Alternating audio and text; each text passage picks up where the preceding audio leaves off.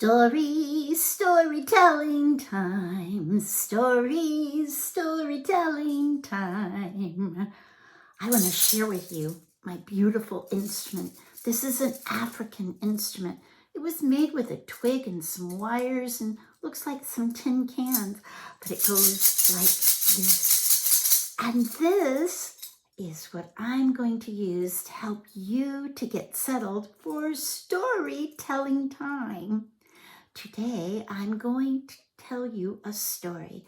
First, I'll start by reading it. Then I'll put the paper down, and then I'll just tell the story. Remember how we talked about story reading versus storytelling?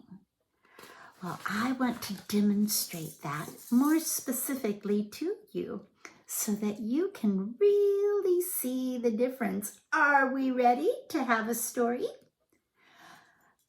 We need to get ready. Let's put our story manners on. When I jiggle this African instrument, it is time for you to sit down on the floor.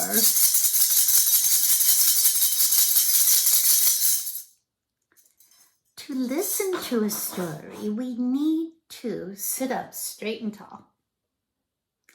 And we also need to put on our imagination. Remember, we learned that sign language. I to the temple, imagination. Yes, we need to put our imagination on to learn about storytelling and to listen to storytelling. Listening ears, quiet mouth, unless we're invited to participate in the story with a chant or a song.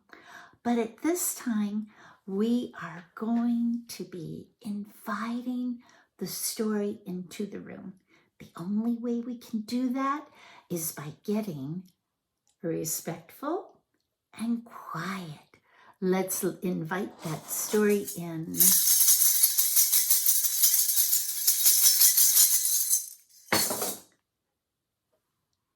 What is a fable? Well, a fable is, my friends, an old ancient story.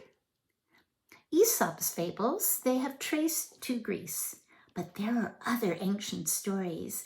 In India, the Panchatantra tales, and many cultures have these very ancient stories. But the Aesop fable I'm telling you today is a very short story. Fables are usually short stories that are meant to teach.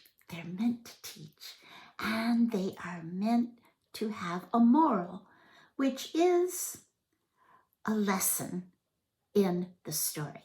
Now, you might know this fable I am about to tell, but remember, I'm going to start by reading a portion of it, then I'm just going to put that down and just finish by telling it.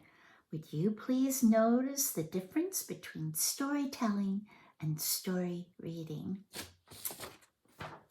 Once upon a time, in a forest, there was a hare. Hare means another name for rabbit. And the hare was very proud of the beautiful fur, the long ears, the fluffy tail, and of course,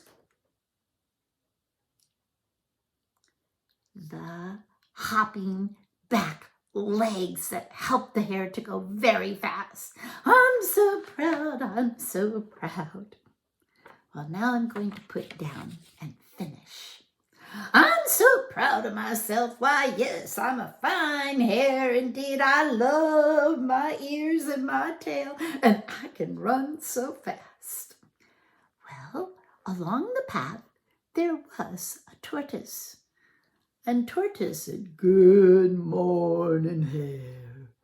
And Tortoise went along at a very slow pace.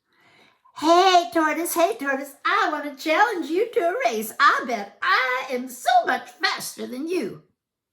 Well, that may be, but I like to be slow and steady. Oh, Tortoise, you'll never win any races if you're always slow and steady. Well, I seem to be able to get by okay in life. Well, when are we going to race? How about tomorrow, about 9 o'clock in the morning after breakfast? Okay, I'll meet you. Hare could barely sleep that night. She was so excited. I'm going to win the race. I'm going to win the race. And Tortoise slept soundly, not worried at all. In the morning, at 9 o'clock, they met on the path. Okay, Tortoise, I'm ready to race you. Okay, I'm ready to race. They counted together to 3. Can you count with them? 1, 2, 3, and off! The hare went fast as could be, using those strong back paws to leap in places.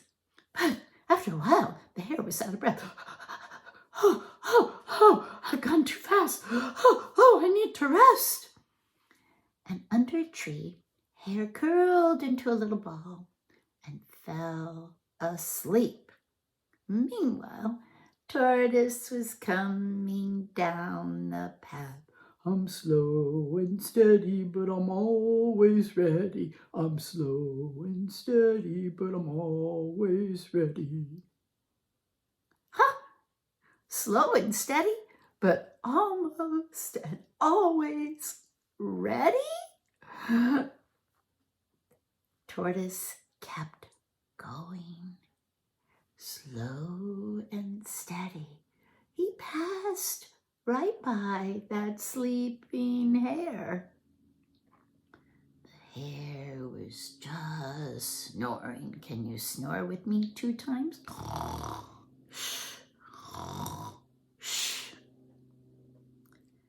And slow and steady, Tortoise went a little further, and it was about to cross the finish line when the hare woke up. I